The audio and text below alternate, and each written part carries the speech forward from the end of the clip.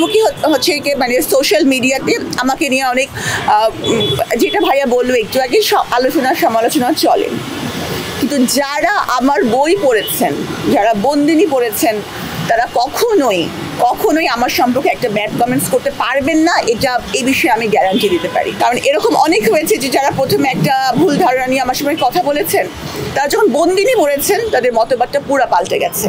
তো আমি বলবো যে আমি এই বিষয়ে সফল। আর যারা বই পড়েনি না, পড়তেই পারেন না, তারা সাবিনারকে বুঝতেও পারবেন না, জানতেও পারবেন না, তারা যা খুশি বলতেই পারেন, অসুবিধা নাই। আর আরেকটা ব্যাপার হচ্ছে যে গতবার আমার বইটির এডিটর যিনি, উনি প্যারিসে থাকেন এবং উনি এর মধ্যে 850-ও বেশি বই উনি এডিট করেছেন।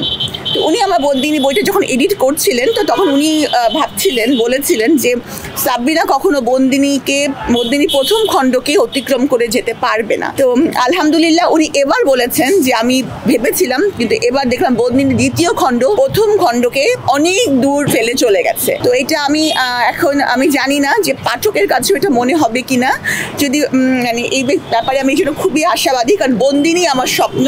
এই বইটি প্রকাশিত হচ্ছে শব্দশৈলী প্রকাশনা থেকে। বই বিক্রি হওয়ার চাইতে বড় আমার উদ্দেশ্য হচ্ছে আমার বইয়ের যে বক্তব্যটা সেটা যেন মানুষের কাছে পৌঁছায়। এবং আমি মনে করি যে অবহেলায় বেলা যেটা আসছে, সেটা এমন একটা বই যে প্রত্যেকটা মানুষ যখন বইটা হাতে নেবে, সে যদি ছেলে হয় বা মেয়ে, তার মনে হবে যে এটা তো আমার ঘটনা, এটা তো আমি, এরকমই তো আমার সাথে হয়েছিল বা এরকমই তো আমি করি। মানে এই অবেলায় বেলা যেটা রয়্যাল পাবলিশার্স থেকে আসছে, এই বইটা এমন যে প্রত্যেকটা মানুষ, আমি এটা করে বলতে পারি, চ্যালেঞ্জ দিয়ে বলতে পারি, প্রত্যেকের মনে হবে যে এটা আমি। আর বন্দিনীর দ্বিতীয় খণ্ড তো অ্যাজ ইউজুয়াল বন্দিনীর দ্বিতীয় খণ্ড, এটা এখন আমি দুটা বই নিয়ে খুব আশাবাদী। 3 নম্বর বইটা সেটা হচ্ছে একটা উপন্যাস, যেখানে কাল্পনিক চরিত্র থাকবে।